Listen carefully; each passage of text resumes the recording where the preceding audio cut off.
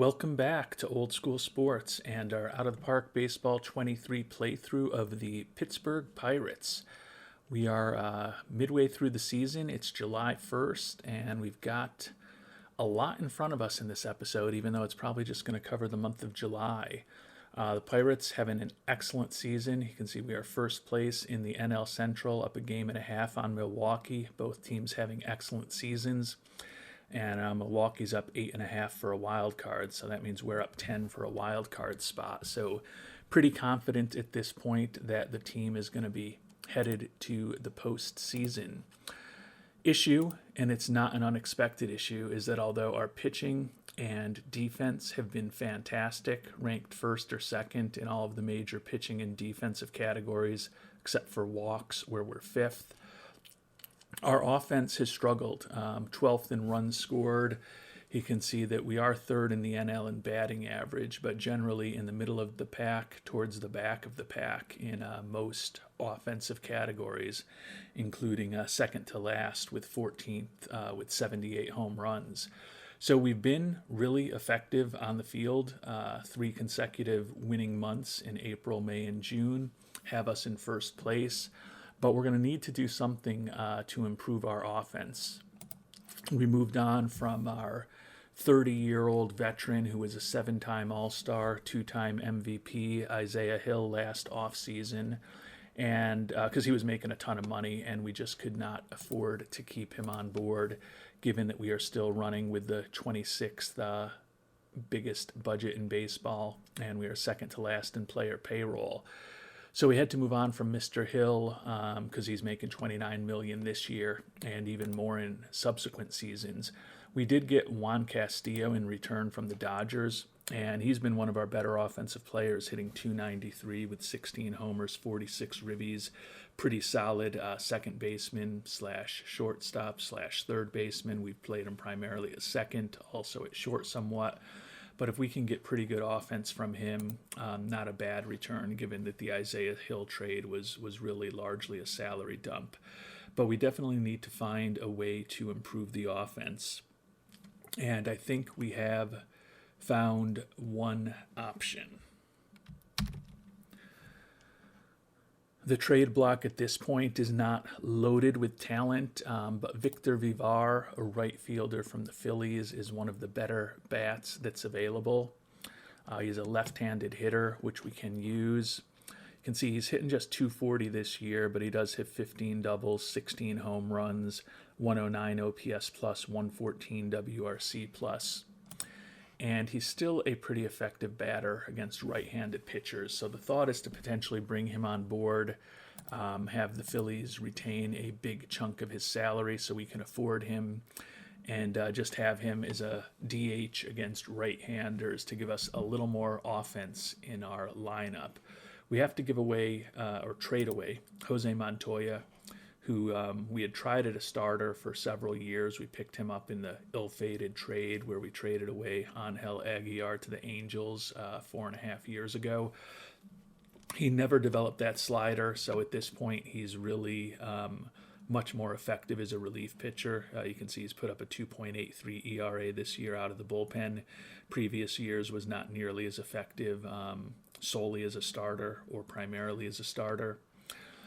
But he's heading towards arbitration soon. Not that he's going to be making a ton of money, but he's going to be getting more expensive. So we'll build the trade around Montoya, and then we have to throw in a bunch of decent pitching prospects. Starting pitcher Jose Gutierrez, still with our DSL team in rookie ball. If everything develops, he could be a back of the rotation major league pitcher, but that's a big if. Jose Enciso is a former 4th-round pick, a guy who's also been in rookie ball. Nice personality. Our scout just doesn't think he's ever really going to develop all that great at this point. Again, a guy who may be a back of the rotation, back of the bullpen kind of guy. Tony Ibarra, a reliever, 23 years old, only an A-ball. Certainly not much of a prospect even compared to the other guys. And then Alex Vega, former scouting discovery, who's in Double-A this year.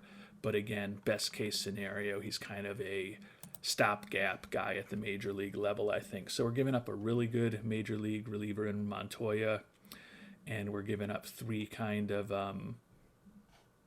lottery tickets as starting pitchers in Gutierrez and Ciso and Vega.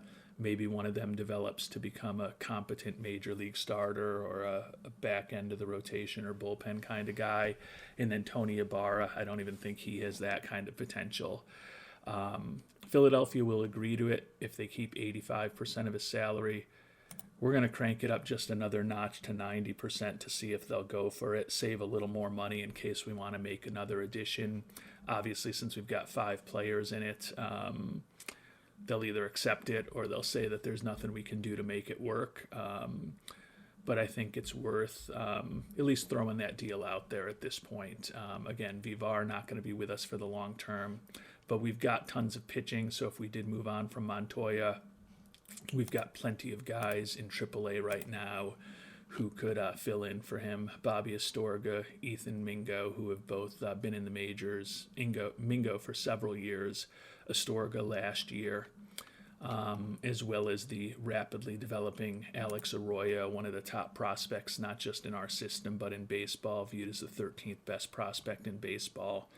And he's 9-6 with a 3.41 ERA in AAA this year. So we're hoping he continues to work on that control in the fastball a little bit. But he is pretty close to being able to join us at the major league level, and could certainly be seeing a September call up at the latest, I would think.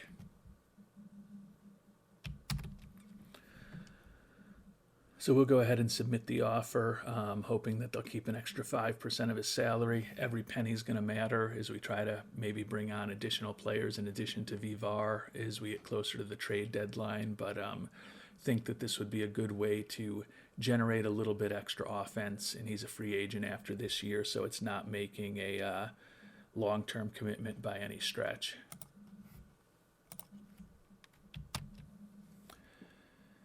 And another one of our left-handed hitters, Luis Flores, who's been banged up a couple times this year, played just 7 games at the major league level, started the season on the IL and back on the IL with another injury. And it looks like his recovery from that strained ab is going more slowly than expected. So have thought about trading him.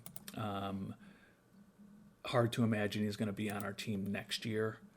He is already making, I believe, around 5.75 this year. So his arbitration number is going to be even more excessive next year.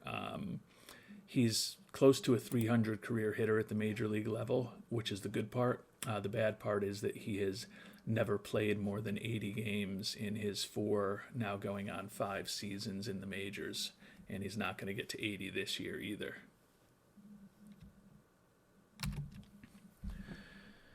And you may remember from the end of the last episode that we did make an offer to Nelson Gallegos, who we felt was by far the best international amateur free agent. Not really, honestly, excited about anybody else. We may throw an offer at the reliever Alfredo Gallegos, but certainly if he's looking for $5 million, I don't want to do that. Yeah, he's looking for 2.4 supposedly.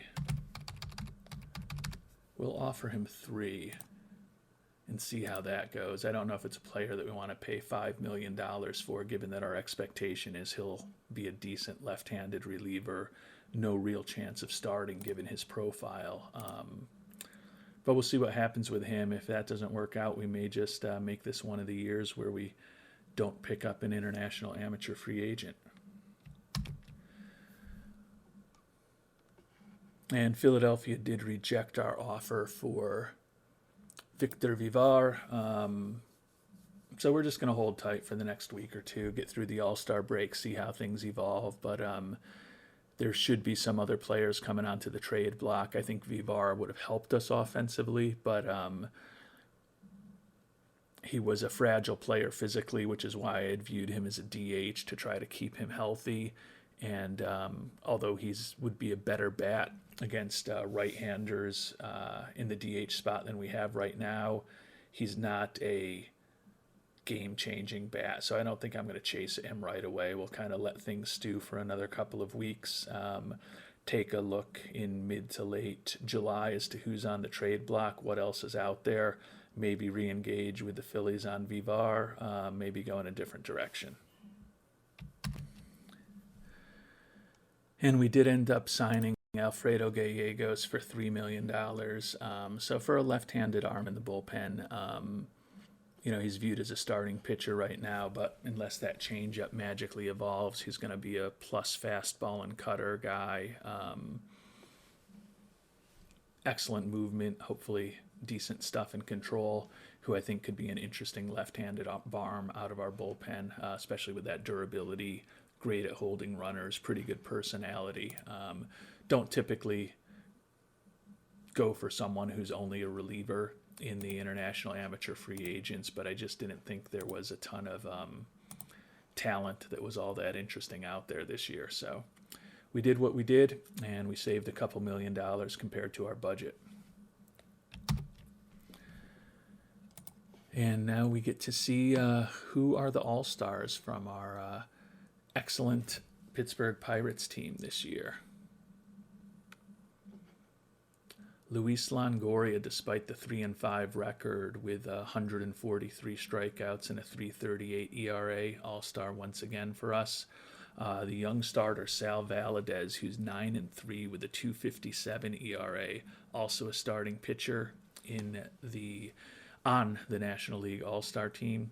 And you can see that our closer Ricky Rios, also an all-star this year, 5-2 with 27 saves, 2.06 ERA, and 60 strikeouts in 43 2/3 innings. So 3 pitchers on the all-star team from the Pirates. Guessing it's going to be much slimmer pickings among position players, and no position players actually. So that is not a shock given our offense. You can see our old buddy Isaiah Hill, who we did trade away as we talked about, named to his 8th all-star team in 8 seasons this year with the Dodgers, hitting .273 with 27 homers and 76 ribbies. Would have loved to still have that bat in the middle of our order, but just not one that we could afford. And I think, you do see that he has been kind of on a steady downtrend the last few years in terms of his WRC pluses and his OPS pluses, and even his WARs kind of moving in the wrong direction. He was a NL MVP 2 out of his first 3 seasons, including his rookie year. Certainly still on a track to be a Hall of Famer, but and certainly still a very productive offensive player, but he's gone from generating a ton of surplus value for us compared to what we were paying him to kind of a player who's probably generating a little bit of value this year, but very well going into future seasons when he's making 32, 36, and potentially $40 million a year in his early 30s. Could be a player that's not living up to the contract. So certainly was not anything that we could have held on to here in Pittsburgh for any longer than we did, I think. And now that we're past the All-Star game, it's time for the amateur draft, first-year player draft. You can see the Pirates going to be picking 28th this year, so unlikely that we're going to find someone who's going to be a revolutionary player for us. From the scouting we had done, it looked like the high-end talent in this draft was perhaps a little weaker than it has been and not as deep as in previous seasons. So I think it's going to be a real surprise if someone who is a real compelling prospect drops to us at number 28. But we will find out imminently. And we'll take a look at least according to the star ratings, the top players that are out there. I can see center fielder Rich Gomez. Looks like he could have a pretty interesting bat. Excellent outfield range, decent outfielder. Don't love the personality with the low leadership, work ethic, and intelligence. That's not really what you want to see. His bonus demand is pretty reasonable for this point in the draft. Thinking about going to UVA. The personality for me is a big turnoff. Someone who's got a bad work ethic, not that smart, and not a good leader, lacks self-motivation. You question whether he's going to reach the solid potential that we think he has. Catcher, Willie Murado. Better personality with the high leadership, but looks like a pretty average defensive catcher with best case scenario an average bat. You wouldn't mind him as a backup. You wouldn't love him as a starter. Alex Cacho, shortstop. Love the range. Decent arm. Not really a shortstop. Would be an excellent defensive third baseman, though. College player. It's his birthday. Happy birthday, Alex. Looks like he could be maybe a bit above average offensively, particularly given that he's got a little bit of speed to leg out some hits with that gap power. Not looking for a lot of money. I kind of like him better than Gomez or Murado, but again, he's not a prospect that gets me incredibly excited. Jose Gonzalez, another guy who's a third baseman. He's actually viewed as a third baseman already. Similar situation. He's younger than Cacho. I think I like Cacho a little better on the base paths. Looking for less money, like the durability, and probably a guy who's a little closer to being able to contribute. But none of the batters really excite me all that much. Victor Delgado's got a good personality at third, a lot of speed. Never going to hit for a ton of power. The catcher, Orlando Castro, nice defensively, no arm. Just not that exciting. Jose Almanza. These are guys, maybe one of them develops into someone who can help you at the major league level, but not all that exciting in my view. So we'll turn to the pitchers. Alex Flores, starting pitcher. Like that he's durable. Like the high work ethic and intelligence. Solid enough stamina to start. Good at holding runners. His fastball and his cutter are close to major league quality already. If he develops that sinker and or the changeup, he definitely looks like he could be a 3-pitch pitcher. If he develops the changeup, could be a 4-pitch guy. Could have plus stuff and movement, good enough control with a good personality, looking for slot. I'd say Flores is kind of the guy we'd go with right now, but we'll take a look at some of these other guys. Cameron Campbell, another starter. Like him too, looking for a lot of money. Potentially has a broader arsenal, although his top-end pitches don't look as good as Flores. Israel Castaneda, reliever without a great personality against poor competition. Pass. We'll save Chris Colvin because he looks like he could contribute right now. We'll look at these other two guys first. Jorge Lozada, another relief pitcher. Not somebody that I would take in the first round, but if he's around in the third, maybe. Roman Romero, another reliever. Not a great personality. There probably comes a point where you take a guy like him, but certainly not in the first round. Chris Colvin is a guy who looks like he could maybe help right now. Right-hander coming out of Cal State Fullerton. Durable, not a ton of stamina, not good at holding runners. Looks like he could be a back end of the bullpen kind of guy this year. The issue I have with him is that although he does throw in the mid to high 90s, and he's not quite yet 21 years old, so there's reason to think he can get better. I don't see him being a closer or a shutdown reliever. I think, his likely scenario is he's a decent guy out of the bullpen. So for the first round in the draft, it's a pretty easy pick as far as I'm concerned. Roll the dice on a durable young pitcher in Alex Flores. So, Alex Flores, welcome to the Pittsburgh Pirates. And you can see here in the second round, a lot of those relievers still around. We'll see what's available as far as everyday players. Willie Murado and Jose Gonzalez still around.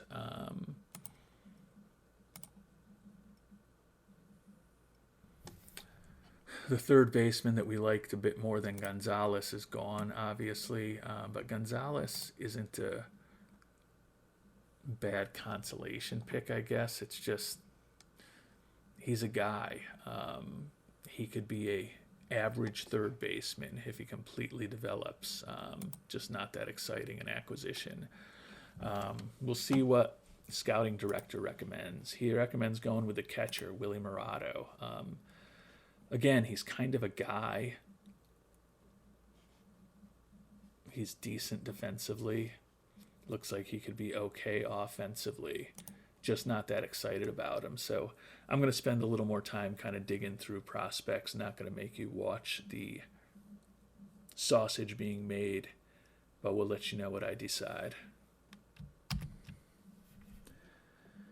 And we're going to go with another starting pitcher here in the second round, David DeLuna, looking for $2.2 million. So that's a bit high for a late second round pick, but with the fact that we have a couple $1 million left over from international amateur free agents, we should still be able to get him signed.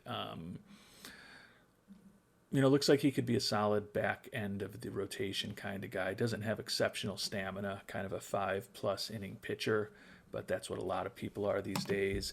But he's a lefty who, has a fastball that's close to major league quality, splitter not too far off, and a curveball. If he develops those 3 pitches that are plus pitches, should have plus stuff, really good movement, decent control. Think for a second round pick, kind of like the potential of David DeLuna, better than anybody else out there.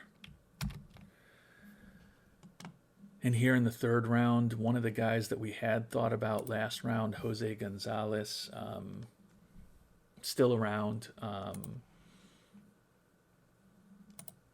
To me, it comes down between Gonzalez, who, as we've talked about, is kind of a acceptable major league third baseman, or Isaiah Horton, another third baseman who's not as good defensively, has a better personality, but with that potential plus contact, plus gap power, and really good speed.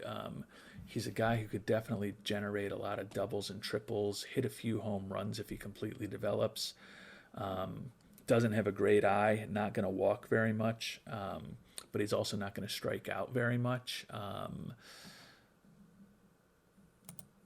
think I'm going to go with one of these third basemen. It's just a matter of who. And quite honestly, like Gonzalez, to me, the best case scenario with him is that he's kind of a average third baseman. I feel like Horton, with the speed that he has and the potential for better contact, better gap power, is a guy who could, if he fully develops, be a more interesting major league player. He's not as good defensively. He may end up just being a first baseman. Could play him in left or right, but you wouldn't feel good about it. But I think there's just more potential for Horton's bat to turn into something interesting than there is for Gonzalez's bat, especially with the better personality and the high work ethic from Horton as opposed to the low intelligence of Gonzalez. So we are going to go against our scout's recommendation and pick Isaiah Horton here in the third round. And we're now to the sixth round, and Chris Colvin, the reliever, who's kind of almost major league ready at this point, is still out there. I do like his durability. I think he's just a guy. But in the sixth round, to be able to get somebody that you're pretty confident will be a contributor at the major league level is not the worst thing in the world. So we're going to go with Colvin here in the sixth. And we're through the draft. Have started signing some of our players, and we are a game behind Milwaukee now in the Central, up 7.5 for the wild card. So haven't been playing as well lately. 5-5 over our last 10, although we did win our last game. Getting to the point where we're going to need to think about making some trades. Got a little bit of money for free agents, as we know, and on pace to potentially have the best season that we've ever had in terms of winning percentage since starting this playthrough in 2038. So that's all very positive, but want to leverage the fact that we've got top-notch pitching and top-notch fielding, do something to help the offense without weakening the defense and without weakening the pitching staff too much to give us a little bit better balance, I think makes sense. Checking in, I don't think too much is going to have changed as far as the stats. Yeah, still 12th in runs scored have improved to 13th in home runs, and you can see still first or second in almost every pitching category, although our starters' ERA has slipped back to second. I'm guessing behind the hated Mets. I think they're still having a really good year. Yeah, 62 and 35 they are. They and the Brewers in our own division are the only teams with higher winning percentages than us this year. So once again, we're going to have to get past the Mets, and we've got a pretty strong team in our division that we're going to have to overcome this year also. And the left-handed hitter, Luis Flores, is now finally ready to come off of the IL. Hopefully we can get some more playing time over the last 2.5 months of the season than we did over the first 3.5 months of the season. As I mentioned, he's only played 7 games for us, so not going to be a hard bar to hopefully give us more than he has thus far. We are going to send the young outfielder Danny Calez back down. Batting averages dropped to 239. Does have 6 home runs and 113 at-bats. But with Flores back, don't think he's going to be getting a ton of regular playing time. Hopefully Flores hits a little bit over the next week or so. He's still a player that we would be willing to move on from, given that our expectation is we're not going to be able to afford him next year. He is not all that healthy. He's always banged up. Still only fragile rather than wrecked, but he's still only 27 years old too. And if we could use him as a bait to get a maybe older bat, but one that we think might give us a little more power this year, I think that's something for us to definitely consider. And we've played another week, so we're getting to the point where we're going to have to figure out what we want to do as far as trades, since we're a little over a week away from the trade deadline. Taking a look at the standings, obviously we're 1 game behind Milwaukee at this point, 63 and 39, up 9 in the race for the wild card. Clearly the goal is going to be to win the division, although you can see that all the Mets have come back to earth a little bit. The Rockies are playing really well again, so no guarantees, even if we end up winning the division, that we'll have a first-round bye. But would certainly think that if we're able to add a bat who can help us, that will increase our chances of getting past Milwaukee and having a better record than either the Mets or the Rockies, to hopefully guarantee that we've at least got one of the top 2 records in the National League, and we can get some time off before a divisional series. And taking a look at the trade block for everyday players, it's still honestly relatively slim pickings. Victor Vivar is still out there, definitely has one of the more powerful bats available. Alex Carbajal, if not for the strained hamstring, might be somebody to think about. Mike Augustini is a very accomplished, soon-to-be 41-year-old at the end of the year. Final year of his contract with the Astros. He's wrecked physically, obviously extremely popular with what he's accomplished over the course of his career. He may be somebody to think about bringing on. A left-handed bat, which we could use. I don't know that we'd play him at second base. I think we would just put him into the lineup as a designated hitter with that eye against right-handers. He's wrecked physically, but would hope that if we're only playing him at DH and only against right-handed pitchers, that we could get him through this season. Very small sample size, but he is hitting .320 with only 2 home runs in 122 at-bats. So the batting average is there, and obviously the eye is still there with 31 walks and a .458 on-base percentage. I think Vivar may be a little bit better of a hitter right now, although you can see his batting average is down to .223. I think it's going to be whoever's cheaper out of those 2 guys. We could also go back to our old friend Jaquan Hinton, who was just named to an all-star team for the 2nd time in his career. .329 with 16 home runs at 167 at-bats for Cleveland. guessing he was Cleveland's only all-star because 167 at-bats doesn't really profile as someone who would normally be on the all-star team here on July 23rd. So I don't think he's quite as good a hitter as those other two guys. He is durable, so he's going to be healthier than those two most likely. But I think since things fell apart with Vivar, we're going to check in on Augustini first. I don't love that he's wrecked. I don't love that he's almost 41. But as a DH against right-handed hitters, it seems like he's still potentially got some value. Just depends whether they're looking for a crazy amount for him based on what he's done in the past, or if they just want to get that contract off of the books. And I think we've pieced together a deal for Mike Augustini, similar to what we were going to give up to the Phillies, quite honestly. Centered around Jose Montoya, who just depresses me every time I see him. Makes me think about Angel Aguilar. Jose Enciso, who was part of that deal, decent prospect starter. Jose Gutierrez, another decent prospect starter, but 21 years old, still in rookie ball, having a good year there, but looks like a back end of the rotation guy at best. And then Alex Vega, who 23 years old in Double-A ball, doing good there, but not a big-time prospect.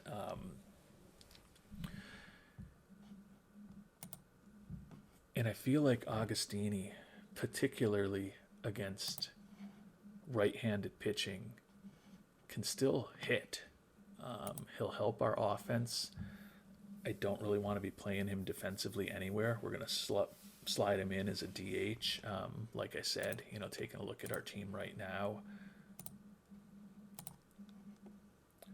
our designated hitter against right-handed pitchers is Bobby Guzman, who is a decent offensive player, but his ratings, although he's a better contact hitter, he's really not in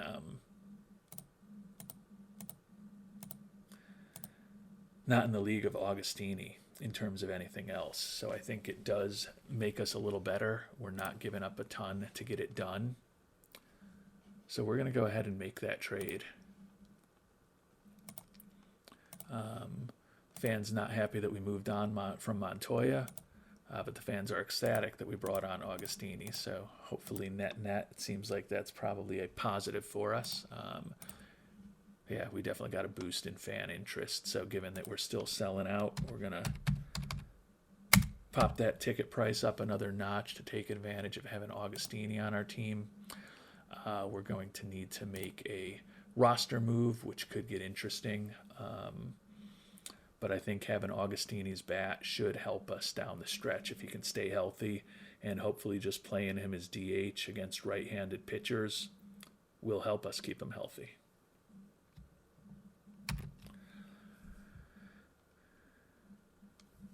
And given that we've got a spot on the pitching staff now, we are going to bring up Bobby Astorga, probably into the bullpen. But he's done really well in AAA this year, 9-8, 2.98 ERA. Doesn't have a lot to prove down there. Still working on his control, but otherwise, according to our scout, he's completely developed. Since Alex Arroyo still working on that control, he's in the mix also. 11-8 now with a 3.57 ERA. Would love if he could kind of work on that last notch of control while he's down there, but he's close to being ready also. I'm assuming Astorga is going to go right into the bullpen. Yep, which is fine. Stinks to move on from Montoya, but I don't think we're that much weaker having moved on from him. Astorga is ready to produce at the major league level. He was solid at the major league level last year. He's even better pitcher now. So I think that was a good move. Now it's just a matter of who we want to cut to make room for the legendary Augustini on our roster, as he probably looks to finish up his career with us this season. And Ethan Fox, who coincidentally was the other person involved with Montoya in that ill-fated trade of Angel Aguilar. Still has one option year left, so we are going to send him down. Only hitting 227 this year, has had 150 at bats. He's gotten a lot more playing time than Juan Rivera, who's only had 21 at bats, but Rivera is out of options, so we'll keep Rivera around, send Fox down to Indy, and that will enable us to put Mr. Augustini onto the roster. Be interesting to see what manager Jan Vasquez wants to do with Augustini. I'm going to overrule him, most likely. Oh, he wants Augustini as a DH against right-handed pitchers. I can't disagree with him. I am going to take Augustini out of the lineup against left-handed pitchers, but I was fearful he might have put him in at second base, just like in the bat. So I'm glad that Mr. Vasquez's judgment and mind are beginning to line up after he's been our manager for all but the first year of this playthrough. And the Pirates still have not been playing as well here in the month of July as previously. 2 games back of the Brewers right now, although still up 9 on the wild card. So feel pretty confident we're going to make the playoffs. The question is just whether we can avoid having to play in the wild card series and we can potentially get a first round bye. That's the big goals. Not surprisingly, looking at the NL leaders, no players from the Pirates among the leaders.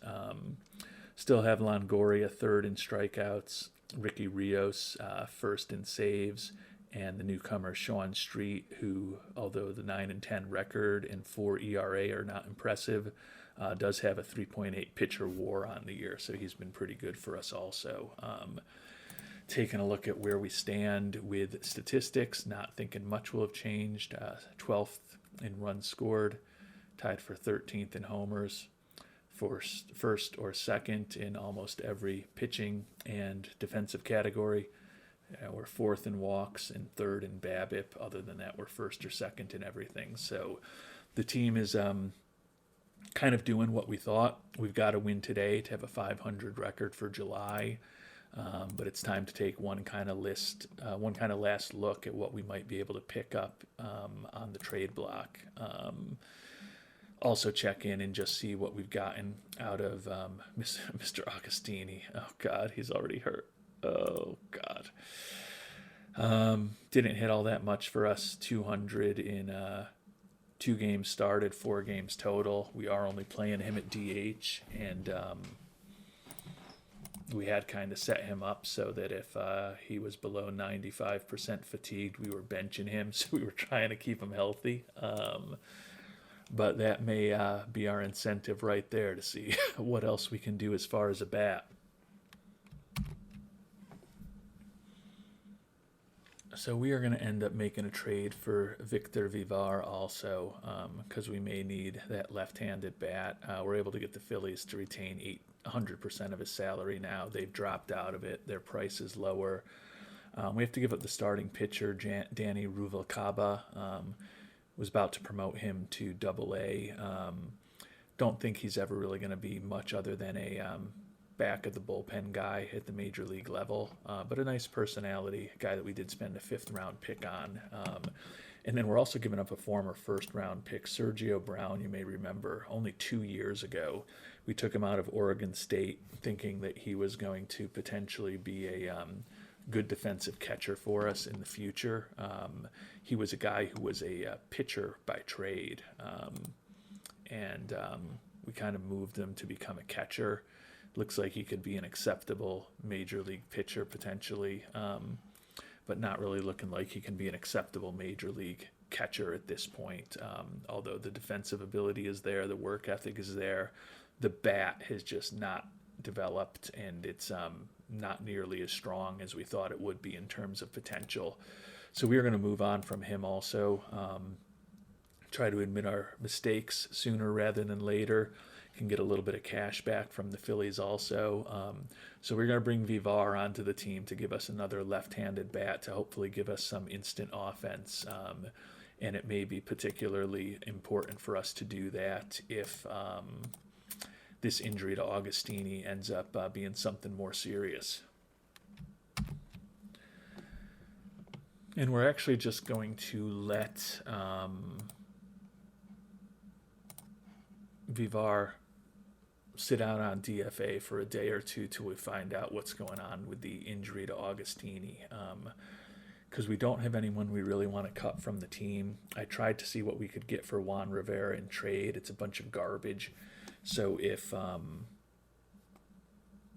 Augustini's injury is not serious, we may waive in DFA Rivera and just hope that we can get him down to AAA. I don't think there's any guarantees about that. But if Augustini is hurt, then we'll just put him on the IL and at least avoid having to make a decision for a little bit. So we're going to see if we can get to 500 for the month with this final game against Arizona. And I guess we've still got the trade deadline tomorrow. We did beat Arizona. And I guess it wasn't actually the last day of the month. So we can potentially still end up with a winning record for the month of July. Still waiting to hear what's going on with Augustini. The longer we wait, the worse I feel about it. So we'll sim one more day, and we're not going to make any other trades. We borrowed in 2 veteran left-handed bats who should help our offense. Just wasn't a ton out there, and we didn't have the ability to make a blockbuster to bring on some big-time player. Or I guess we had the ability with what we have in our system. We didn't have the willingness to do that. All right, Augustini out with a knee sprain, 6 to 7 weeks. Not shocking. So that trade appears to have already blown up in our faces. But fortunately, we've got the replacement for Augustini and Victor Vivar on the team now. Maybe Augustini will be back and able to contribute in the final push for the playoffs or potentially the playoffs. Our buddy Joel Fields, who struggled in the majors this year, hitting just 198, was just named Player of the Month for July down in AAA. You can see he's got a 315 average, 10 homers, and 216 at-bats at AAA this year. So he's another guy who could definitely hopefully help us a little bit down the stretch.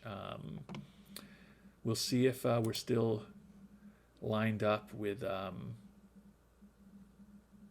our manager. I'd want to put Vivar right into the DH role against righties. Let's see what Jan Vasquez thinks we should do. Boy, we and Vasquez are on the same page. He puts Vivar right into that DH role.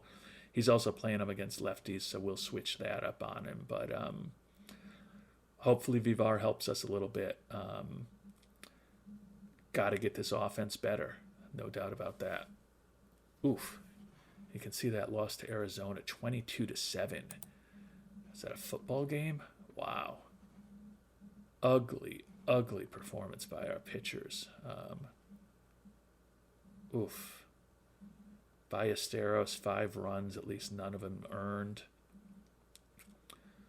8 runs, 5 earned by Rojas, Bin Daoud, Gaylord, Robles. Everybody just got rocked. What an ugly game. But it is what it is. So that will end up pushing us to a losing record for the month of July. So our first losing record of the year. We'll see what we can do over these last couple months of the season. Pitching staff and defense, both excellent.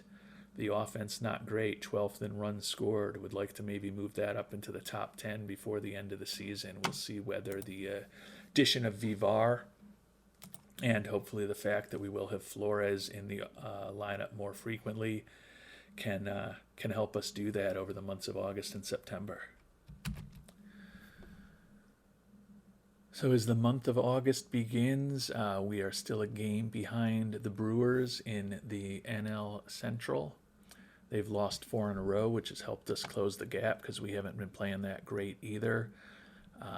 Looks like between the Mets, the Brewers, the Pirates, and the Rockies, we've got 4 teams battling for the division titles, although the Mets are only 3.5 up on Washington at this point, so they don't have the division locked up. But you would definitely think the Rockies are going to win in the West, the Brewers or the Pirates in the Central. And if the Mets hold on, we've got 4 teams kind of fighting for those 2 first-round byes for 2 of the division winners. And that's certainly going to be our goal to get one of those byes in our next episode when we finish up the season. Quick look at the NL leaders. Once again, no batters from our team listed. Longoria, we're keeping him healthy with duct tape. 4-5 record, but a 2.97 ERA, 174 strikeouts and 124 and a third innings. So third in ERA, third in strikeouts. Rio's still leading the league in saves, and Sean Street still third in ERA. And with that, we are going to conclude the episode. Hopefully we can get past Milwaukee and earn a first-round bye in our next episode. We'll find out whether the additions that we've made to our lineup will be enough to generate some more offense or not. Until our next episode, thanks so much for watching, and hope you have a great day.